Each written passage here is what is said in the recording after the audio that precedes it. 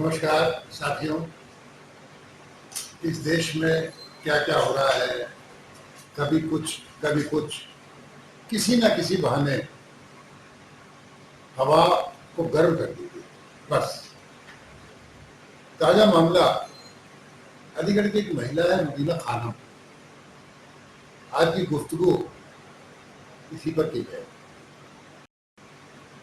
रुबीना खानम पहले समाजवादी पार्टी की महिला नेत्री। उन्होंने जब ज्ञानवापी मस्जिद का मामला शुरू हुआ, प्रकरण शुरू हुआ, तो उन्होंने भी ये कह दिया कि अगर सर्वे में ये जगह मंदिर की निकलती है तो मुस्लिमों को अपना दावा छोड़ देना चाहिए, क्योंकि वो कब्जा की हुई जगह पर नमाज नहीं पढ़ी जा सकती। भाई इतना कहना था और आग लग गई। फिर क्या था, समाजवादी पार्टी ने उनसे अपना पल्ला झाड़ना चाहा और कह दिया कि भाई अब इनके बयान से हमारा कोई मतलब नहीं है और इन्हें पार्टी से निकाला जाता है। ये भी कम नहीं थी। इन्होंने कहा कि इससे पहले कि वो मुझे निकालें, अब मैं ही जो है समाजवादी पार्टी का दामन छोड़ देती हूँ और जो मैं करूँगी अपने आप करूँगी। इन्होंने हिजाब प्रकरण में भी ऐसे ही बयान दिया था और सुर्खियों में आई थी। अब ये सुर्खियों में आई है गजानन की पूजा को लेकर, गणेश पूजा को लेकर। सबको मालूम है गणेश चतुर्थी थी तो सब लोगों ने गणेश जी को अपने घर में विराजमान कराया। ये भी अपने घर में गणेश जी को इन्होंने प्रतिष्ठित किया। पूजा अगर आप वीडियो देखेंगे तो बहुत अच्छे से वो गणेश आरती गा रही है। तो ऐसा लगता नहीं कि उन्होंने कोई सुर्खियां बटोरने के लिए या विवाद में रहने के लिए ऐसा किया हो। ऐसा लगता है कि उनकी भी आस्था गणेश जी में है और बहुत अच्छे से वो आरती कर रही है। उसकी वीडियो आपको कुछ हम दिखाएंगे आपको, वो देखिएगा। अब इस पर तो बवाली मच गया, सारे मौलाना बोलने लगे। एक मुफ्ती ने तो देवबंद से कहा तो ये है कि भाई नहीं, उलूम का नहीं है, पर फतवा तो फतवा है कि साहब ये तो बिदअत की बात है और दूसरे ढंग का ऐसे कैसे कर सकते हैं। यानी कि इस पर बवाल होना शुरू हो गया। इससे पहले आपको याद ही होगा कि जब फरमानी नाज जो खतौली के पास रहती है और यूट्यूबर है, जब उसने शिव भोले पे शिवरात्रि पे भजन गाया तो उस पर भी जो कट्टर या मौलाना थे उनकी जो है भवे तन गई और उन्होंने तरह तरह की बातें करनी शुरू कर दी। बाद में वो धीरे धीरे बैकफुट पर आते चले गए। पर सवाल ये है कि ऐसा होता क्यों? हमारा देश तो विविधता में एकता वाला देश है।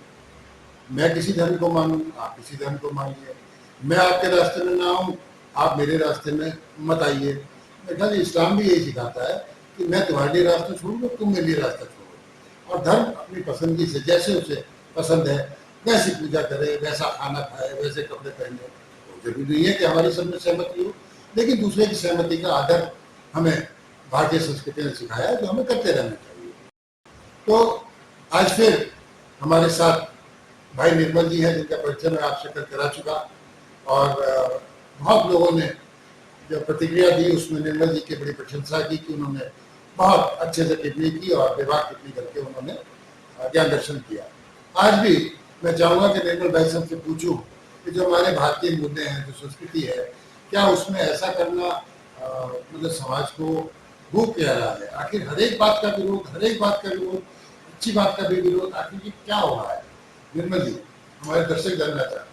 हाँ, तो धर्म के नाम पे इस समय राजनीति ज्यादा हो रही है और धर्म की बात करनी कोई उस पर लॉजिक यानी तात्विकता का सर्वत होता है, वहीं पर लोगों की भावना बननी शुरू हो जाती है और इसमें हिंदू और मुसलमान दोनों एक पेज पर खड़े दिखाई देते हैं।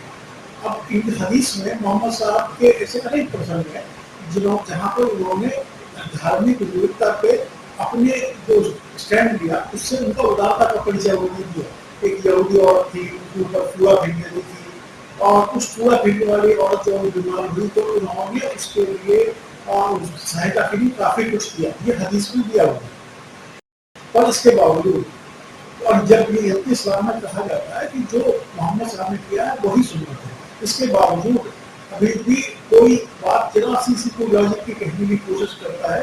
तो अभी एक मुझे 2-3 साल पहले का याद है, किसी ने कहा था कि कुर्बानी की जगह उससे किसी यदि कुछ थोड़ा पैसा बचता है तो वो गरीब लड़कों की शिक्षा पे लगा दिया जाए। तो उसी से एक भारी विवाद खड़ा हो गया था और यही हालत हिंदुओं में भी है। हिंदुओं में भी यदि आप जरा सी भी उदारता की बात करते हैं तो आज की तारीख में, क्योंकि पहले ऐसा नहीं था, पर आज की तारीख में हालत ये हो गई है कि हो सकता है कि हमारे हिंदू लोग भी आपस में हम लोगों से मारपीट के लिए तैयार हो गए हैं। तो ये तो मुझे अब तो ये कहा जाने लगा है कि धर्म का उदारता से क्या लेना देना, धर्म का तर्क से क्या लेना देना। तो इसके साथ ये भी जोड़ दीजिए ना कि धर्म का सच से क्या लेना देना। नहीं, ये तो कुछ ज्यादा हो जाएगा, लेकिन आपने बात बहुत अच्छी कही। और है ये असलियत ये है कि हम लोगों को भी जो हमारे व्हाट्सएप पे ग्रुप चलते हैं या जानकारी आधी अधूरी जानकारी आती है, उनसे हमेशा बचना चाहिए। मुझे याद है, देखिए, हमारे दोस्त बहुत से हिंदू साथी हैं जो रोज़ा इफ्तार करते हैं और लोगों को अपने यहाँ बुलाते भी थे, शाम की इफ्तारी के लिए करते थे आमतौर पे भी। तो जहाँ इतना सद्भाव रहा हो, वहाँ छोटी छोटी बातों पे इसको बवाल बनाना या विवाद उसको उत्पन्न कर देना मुझे लगता है उचित नहीं है। जैसे फरमानी नाज के बारे में भी आपकी हमारी चर्चा हुई थी। अब जो हमारी संस्कृति थी, जो हमारा एक गुलदस्ता था विविधता वाला, उसमें जो गुस्सा भरा जा रहा है, नफरत भरी जा रही है, क्या उससे ऐसा हो रहा है? इस पर फिर भी मेरा और मंगल जी का फैसला नहीं है, फैसला आप ही लोग देंगे। एक छोटी सी बात और, वो अपने मंत्री हैं, गृह मंत्री हैं मध्य प्रदेश के, मुझे काली सी मुझे है, राजा बदन है, नरोत्तम मिश्रा जी। अब उन्होंने क्या कह डाला? उन्होंने कहा शबाना आजमी, जावेद अख्तर, नसीरुद्दीन शाह ये टुकड़े टुकड़े गैंग के मेंबर हैं और इनकी तरह की हुई। अब टुकड़ा टुकड़ा गैंग शब्द कहाँ से आया? ये भारतीय जनता पार्टी वालों ने पैदा किया या किसी और ने पैदा किया? इसके लिए बड़ी खोज करनी पड़ेगी कि ये कहाँ से पैदा हुआ। लेकिन ये शब्द है और चल रहा है, ये जुमला खूब चल रहा है। अब नरोत्तम मिश्रा ने जो कहा, हाल फिलहाल में तो नसीरुद्दीन शाह ने ऐसा कुछ नहीं कहा, उन्होंने कुछ ऐसा नहीं कहा। उसका आरोप यह है कि साहब, अगर राजस्थान में या महाराष्ट्र में कुछ होता है, मतलब कांग्रेस शासित राज्यों में कुछ होता है तो ये कुछ बोलते नहीं है, और भाजपा शासित राज्यों में होता है तो तीनों लोग बोलते हैं। ये उनका आरोप है। अब इसको कैसे लिया जाए? समाज को इसे कैसे देखना चाहिए? क्या ये केवल राजनीति भर है या इससे भी वो कहीं आग लगाने का काम कर रहे हैं कि कल से बायकॉट शुरू हो जाए इनका? जैसे आज आपने एक अपील पढ़ी होगी, शाहरुख खान अपील कर रहे हैं कि अगर पठान फिल्म कामयाब नहीं हुई तो मेरा जो बंगला है मन्नत वो बिक जाए। और वो शायद वो ये मान रहे हैं कि बायकॉट की जो अपीलें हो रही हैं उससे ऐसा हो रहा है, क्योंकि अभी हमने देखा कि लाल सिंह चड्ढा का बायकॉट हुआ तो फिल्म का बहुत अपीलें हुई थी, मतलब विवाद में लाया गया, तो कारोबार उस हद तक नहीं कर पाई जैसा उम्मीद थी। और शाहरुख खान की जो अपील है ट्रेंड कर रही है और बड़े वो मार्मिक स्वर में कह रहे हैं। तो मैं निर्मल भाई से जानना चाहूँगा कि एक तरफ शाहरुख की अपील का क्या मतलब दर्शक समझें, और नरोत्तम मिश्रा ने जो कहा, हालांकि फैसला आप ही जज है, हमारे दर्शक ही जज है, वही फैसला देंगे, अपनी प्रतिक्रिया देंगे। निर्मल जी, आपका क्या है? देखिए, ये टेक्नोलॉजी का युग है, सूचना प्रौद्योगिकी का युग है, सोशल मीडिया का समय है, इससे एक बड़ी गौरव पैदा कर रही है। रातों रात लोग विवादास्पद बयान देकर हीरो बन जाना चाहते हैं, और ये लाल सिंह चड्ढा मान लो फ्लॉप हुई, तो उस फ्लॉप होने में मुझे नहीं लगता कि किसी के बयान से या किसी से कोई असर पड़ा होगा।